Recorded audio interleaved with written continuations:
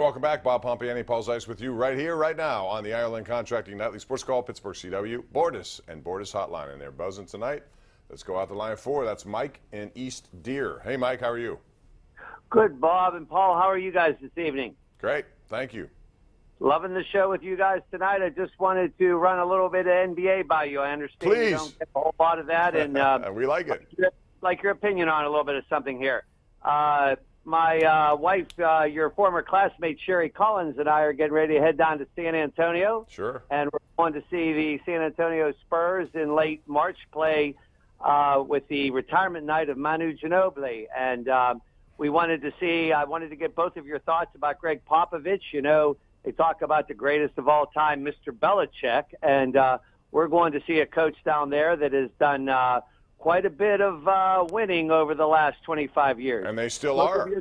Both of your comments, okay. And we love your show. Thank you. Yeah, they still are. They got off to a slow start this year. They acquired DeMar DeRozan in the Kawhi Leonard deal, and Kawhi Leonard's real good, but for whatever reason, he fell out of favor with Pop. I mean, that guy is terrific. Look what they're doing this year. Yeah, they're right back in the thickest things in the West. And the thing about it is, he obviously had Tim Duncan for a lot of years, and he had Parker and whatever, but he never really had like the Shaq Kobe combination, right, or the Pippen Jordan.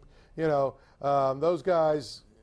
That's not to diminish what Phil Jackson did, but I think that if you ask me over the last 30 years or 40 years who the best NBA coach is, I would take Popovich, wouldn't you? Even though Phil Jackson won 11 titles, I think I would still say Popovich. I think he's gotten more out of that franchise and with different players. And like I said, you give up a guy who could be an MVP type of candidate in Kawhi Leonard, and they still keep going right along. However, there is no team capable of taking down Golden State. If Golden State stays healthy, I know. There's just they have too much everywhere, all-stars everywhere. Now they're healthy and they're finding their stride.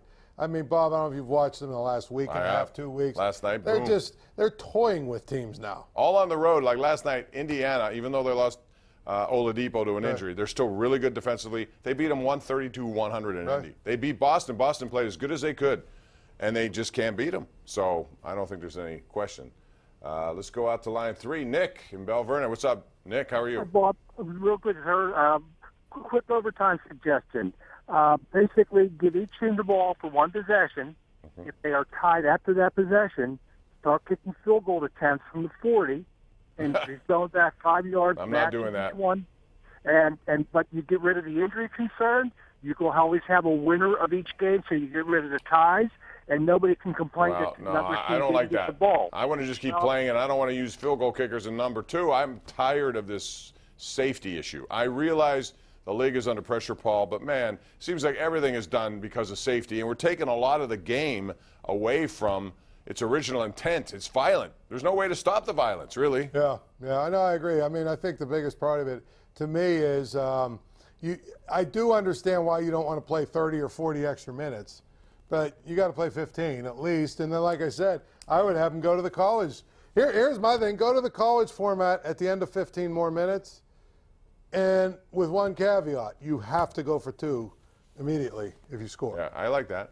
Captain USA on Twitter says this, Bob and Paul, speaking of NBA, if Anthony Davis forces a trade to the Lakers, at least 25 team owners should fold up a tent and do something else. The league is becoming a joke. I feel bad for New Orleans because the Pelicans have had, remember Baron Davis? He was real good. He won it out. Chris Paul won it out. He leaves. Right. And now this guy who's terrific wants out. Yeah, and if he goes to the Lakers, they're still not better than the Warriors, right? No. So, I mean, I think it puts them a little closer to the Warriors, but they're still not. Well, so the league should be, the other 25 owners should be upset about the Warriors if they're going to be upset about a great team. But I think what they're doing is this recruitment of players like LeBron will do it. Yeah. Okay, I think that's gone a little too far anyway, in my opinion. We got to take a break. We'll take it. Come back with more right here on Pittsburgh CW.